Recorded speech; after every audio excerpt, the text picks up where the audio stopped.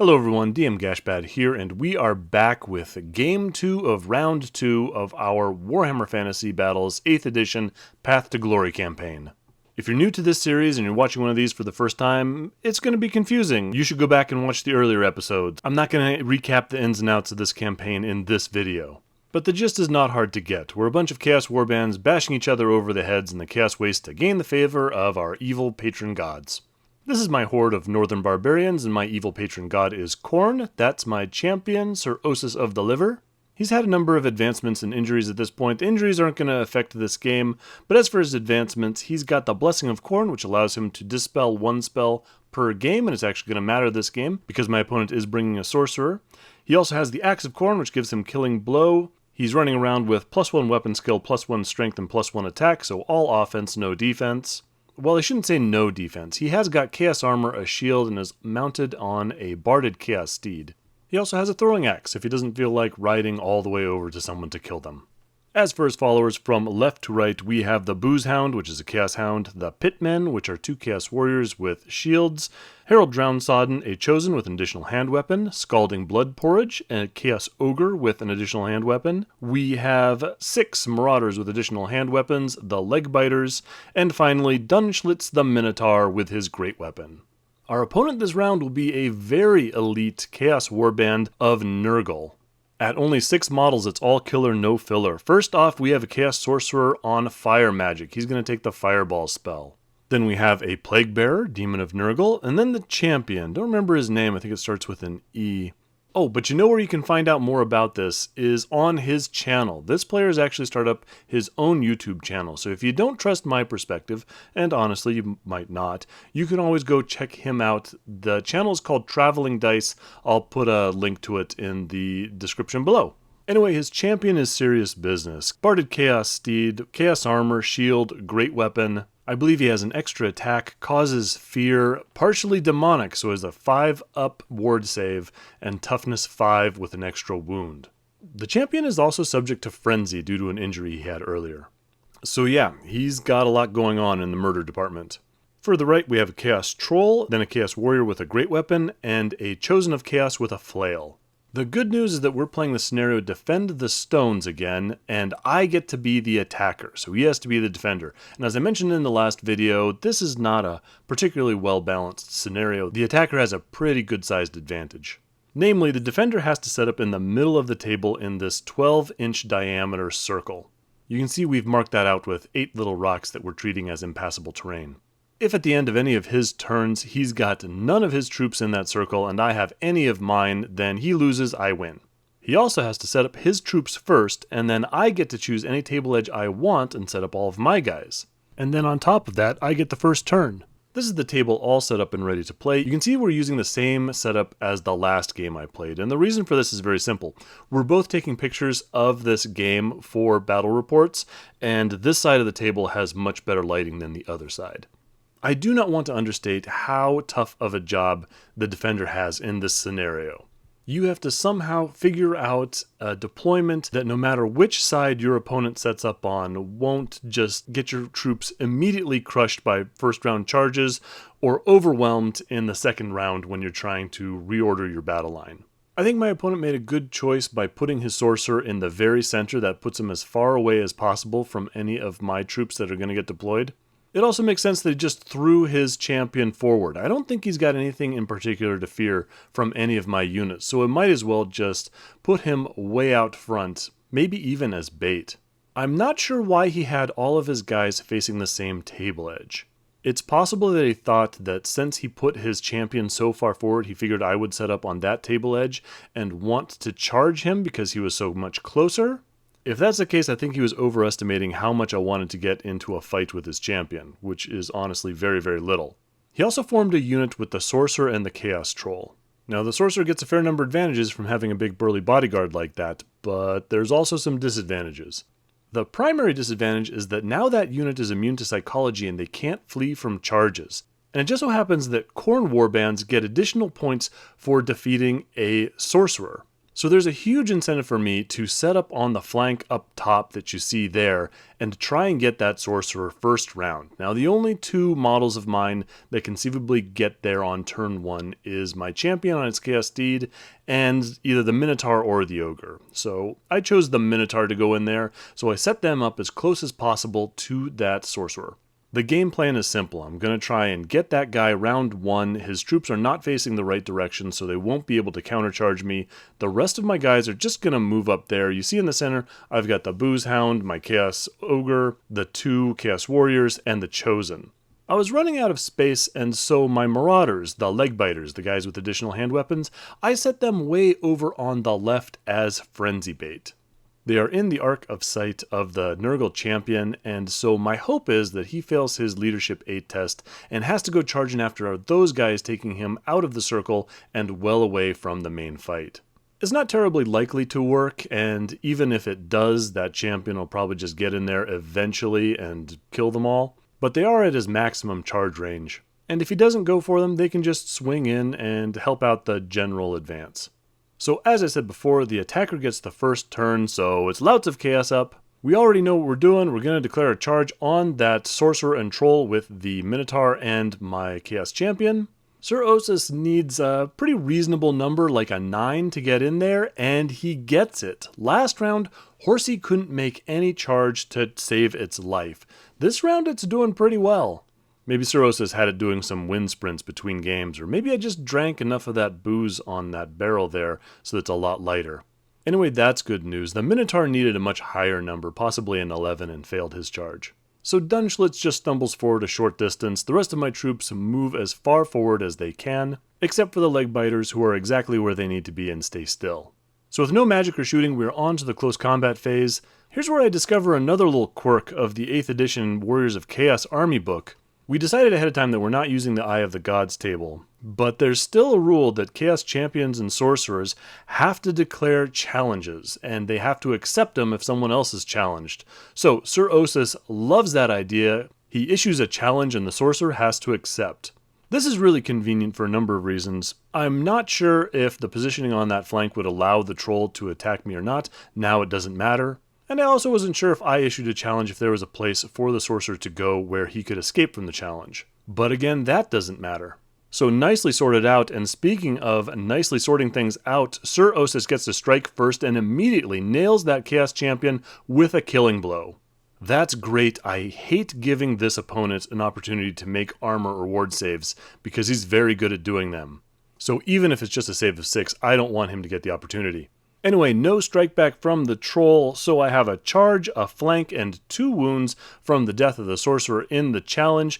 The troll is down 4. They are near the Nurgle champion, so they're looking at a 4 or less break test, and the troll fails it. The troll doesn't run far enough. Horsey's still got legs this game. We run him down. Sir Osis does just kind of bump into that dangerous terrain over there on the right. And we're still not done with this turn because the sound of galloping hooves and screaming wizards is too much for the Chaos Warrior, fails its panic test, and takes off. So that was all in top of 1. I told you this scenario was brutal, and so now the defending Nurgle warband has a tough job ahead of him, and it is not helped at all in this first round. First, his champion goes ahead and fails his frenzy test and gallops off after the leg biters. Doesn't hit the double 6, and so just trots out of that circle exactly where I wanted him to be. In further good news for me, that Chaos Warrior fails to rally and keeps on trucking in the same direction. So now all he's got left in that circle is his Chosen of Chaos and the Plague Bearer, who boldly go and turn to face the rest of my warband. With all the luck having been on my side in turn 1, it's just up to me to keep the pressure on. So I declare 3 charges. My Ogre declares a charge against the Chaos Chosen and easily makes it. I declare 2 charges. Herald Downsodden and the Pitmen both attempt to charge on the Plague Bearer. Only the Chosen Herald gets in there. I think I have the upper hand in both of these combats, but it's by no means a sure thing. In further moves, Dunschlitz the Minotaur flanks over to my left to help out. Sir Osis just turns around. The Booze Hound actually drops down a little bit, just in case I need him to redirect later in the game. And the Leg Biters back up a little bit, and we're going to continue to be bait.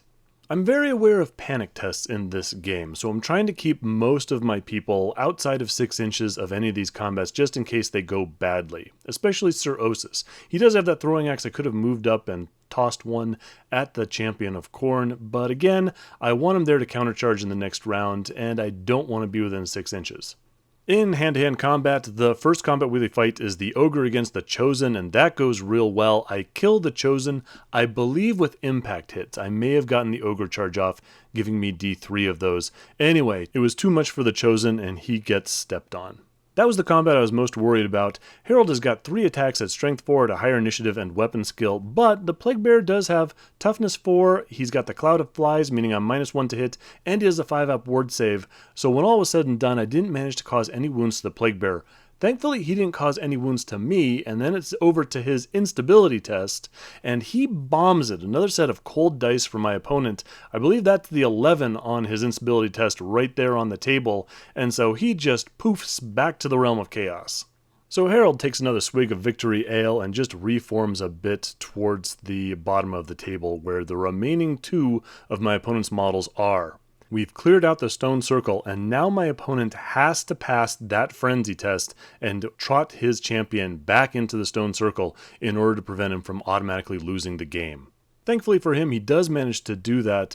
Unfortunately, that Chaos Warrior goes and fails his leadership test again and continues running towards the bottom of the table. His champion goes and parks himself right next to my champion in an interesting position, and we have a nice discussion about life, food, and literature before we get on with the killing again.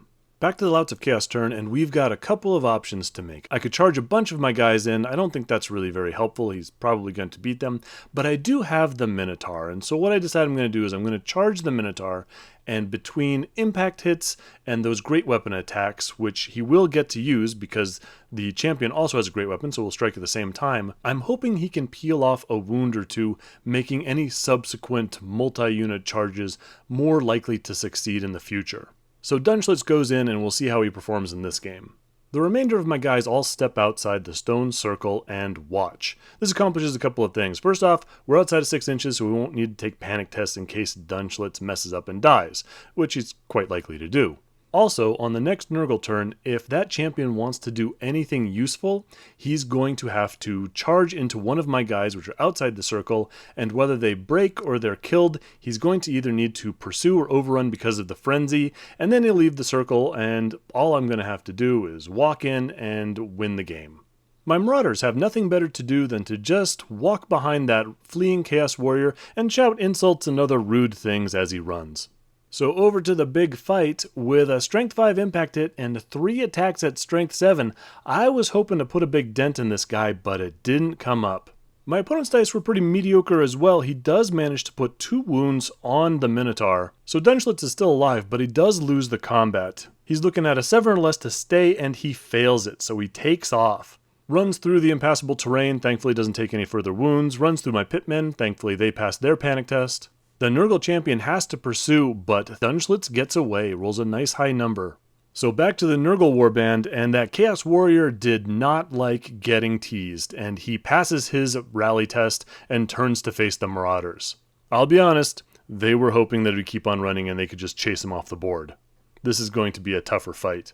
The Nurgle boss passes his leadership test and doesn't have to charge any of my guys, so the game is going to go on. He backs up to his original position, trying to keep all of my guys in his front arc. So these turns are going pretty quickly now. First off, I'm going to have the Legbiters go ahead and charge that Chaos Warrior. We don't need him going back into the circle and helping out. I'm not sure they're going to beat him. With that many Strength 3 attacks, they should be able to pull him down before he gets to swing that great weapon. But if they don't, I think there's going to be a lot of dead Vikings. Again, I declined to get into a big fight with this champion. Dunchlitz does manage to rally. The rest of my guys just kind of set up again, trying to set some frenzy traps. I don't think this is the most clever system that I could set up. I think I'm trying to get him to charge the Chaos Hound, and then he'll end up in the center of the table so that either I can bait him out of the circle or I can charge him from all different directions at once. I do set up Sir Osis 6 inches away from the Chaos Hound, so I don't have to take a panic test, but within 6 inches of the Chaos Champion, so I can throw my throwing axe at him and see if I can peel off a wound that way. Sir Osis goes and misses, so that doesn't help. In the close combat phase, the leg biters manage to put 2 wounds on the Chaos Warrior, but he manages to make both of his 4-up armor saves. That was what I was worried about. In return, he does go and miss once, and so only kills one of my Marauders, but that means that we've tied the combat. So that could have gone worse, but it wasn't what I was hoping for. So next round, the Nurgle champion goes and charges the Chaos Hound. It's possible he failed Frenzy, but really I don't see any downside for him doing this, so it's very possible he just decided to do it regardless. Close combat, and the Marauders manage to put 1 more wound on the Chaos Warrior, and he passes an armor save again, 3 for 3. I told you about this guy.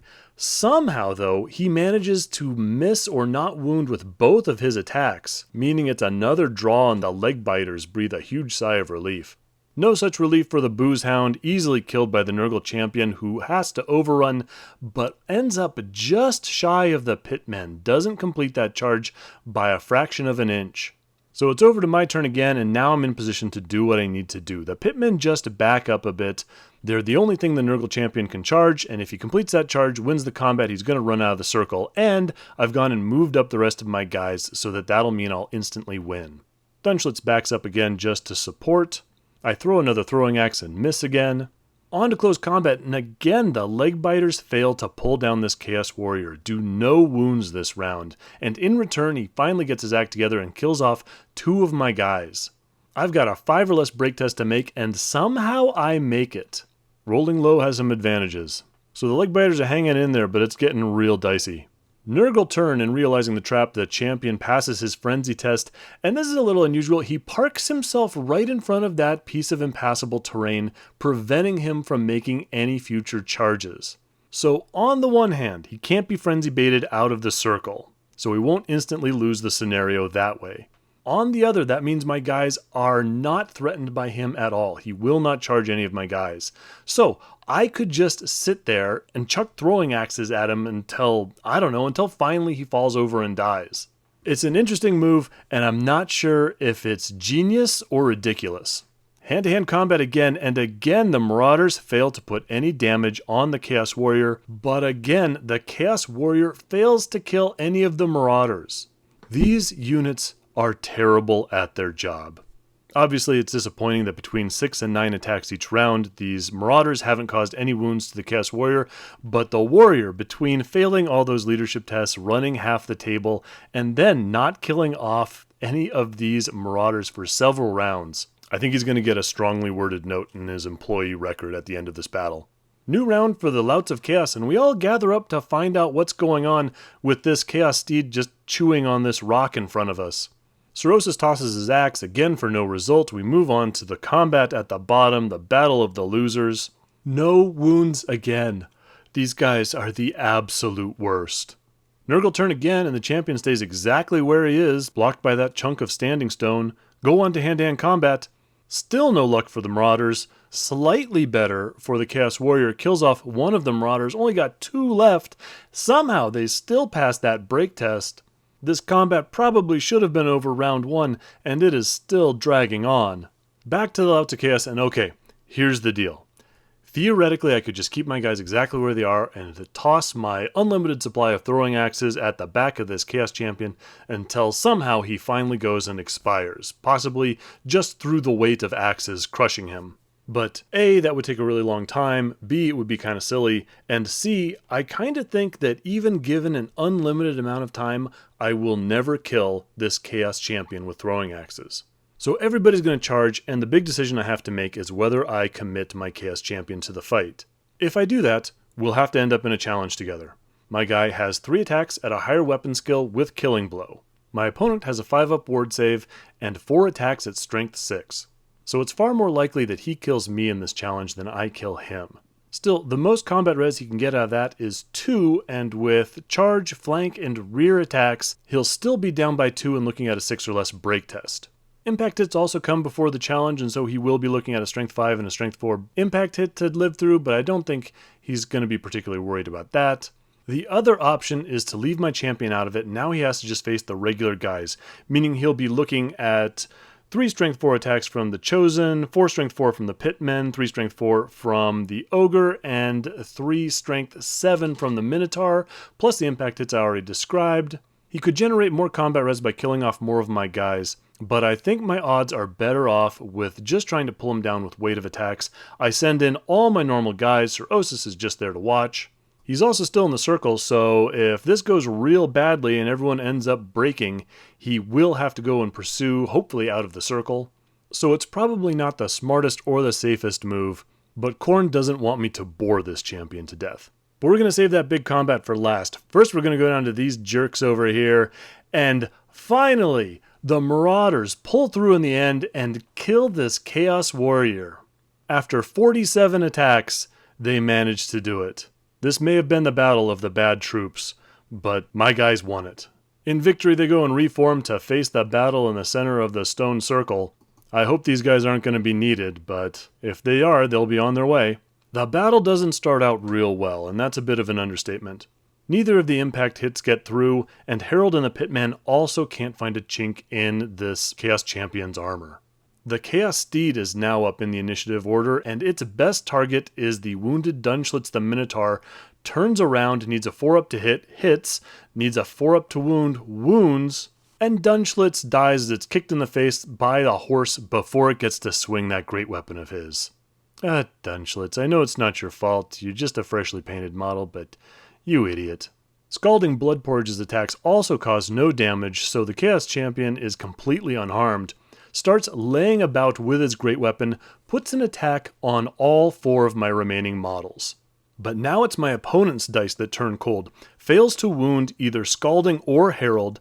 I make the shield parry save against one of the pitmen. He only manages to kill 1 Chaos Warrior, still ends up being down 2 in the break test, and he fails it. He takes off, doesn't run far enough, my guys chase him down, we don't even bother to figure out which way he runs because it doesn't matter. The game is over, my opponent has been wiped off the board, and I've won the scenario. Not that it's really that big of a deal. The scenario gave me all the advantages I could ever ask for, and making that turn 1 charge against his Chaos Sorcerer pretty much sealed the deal. Really, the amazing thing was after an absolutely disastrous round 1, later on in the game, I'm looking at this thinking, is this guy somehow going to win? Is this Nurgle champion just going to kill or scare off all my guys and end up being the victor? Thankfully that wasn't the case, but boy, I was looking at the possibility of him being able to tough it out like that. So good job, Louts of Chaos. As a reward, they get an absolute truckload of favor points. 2 for showing up, 2 for winning the game, 2 for wiping out the opposing warband completely, 2 for killing off the champion, and 2 for killing off a sorcerer. So a grand total of 10 puts me in a great position. The Nurgle warband gets 4, 2 for showing up, and 2 for killing off a model with 3 or more wounds. Good job, Dunschlitz.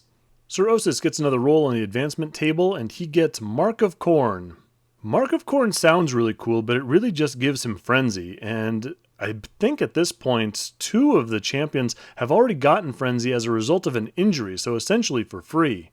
Not only that, but if he ever gets this again, then he runs the risk of charging his own guys because he gets so crazy. As we've just seen, there's a lot of downsides to having Frenzy with the compulsory charges, overruns, and pursuits. So I do consider moving away from that using favor points to alter that roll, but an extra attack with Killing Blow is also really nice, so in the end I end up keeping it. We move on to resolving casualties, and of course I'm going to roll for Dunschlitz the Minotaur first, and I roll another 1, so that's 2 games in a row where he's tried to off himself. I spend a favor point to re-roll it, and I roll another 1. So that means Dunschlitz has died. My most expensive follower, freshly painted. Oh, that's disappointing. That knocks my warband back quite a bit. The rest of my guys managed to survive, but I really don't want to go into the last game in this round down a model like that. It would be better if I roll for more supporters at the end of the round, so if I get something I don't own, I can go and paint it up and all that, but I want to be in with a chance for this last round. So, I'm going to roll on the follower table. I'm going to roll on follower table 2. I've got a fair collection of models, including a Chaos Knight and some other stuff. I've got favor points to alter the rolls if I need to. I just want to get myself back on my feet. So I spend my 2 favor points for the roll. I go and I roll a 5, which is a Bloodletter of Khorne. They are not great, and I don't have any of them painted. But it is just 1 point away from getting a Minotaur. I know he hasn't really been working out for me so far, but I go and spend the points and I move that roll down to a 4 and get myself a Minotaur again. Even better, I then go roll on the equipment table and manage to get him his great weapon. So we've taken out the holy electric paddles and we shock Dunschlitz the Minotaur back to life. Yep, it's still Dunschlitz. We spent all our magic circle mojo or all our beer and brought him back to life. I am confident that this is just new painted model syndrome, and just like Sir Osis from the last round, he had a bad opening round, but the next one coming up, he's gonna do great. Still, all that cost me 11 favor points, completely wiping out my gains from this game plus a little extra. If he hadn't gone and died like the big dummy that he was, I would have been in a great position moving forward. But what can you do? Focus on the positive. We had a good win. The Nurgle warband came out okay, which is maybe a little disappointing. And that's Path to Glory for you, kind of like Mordheim. The last round I lost and failed upwards. This round I won and took a big hit. We'll see how the last game in this round goes. Again, check out Traveling Dice if you want to see more of this kind of thing. Leave a comment below if you have any questions, observations, or concerns, and I will see you on the next one.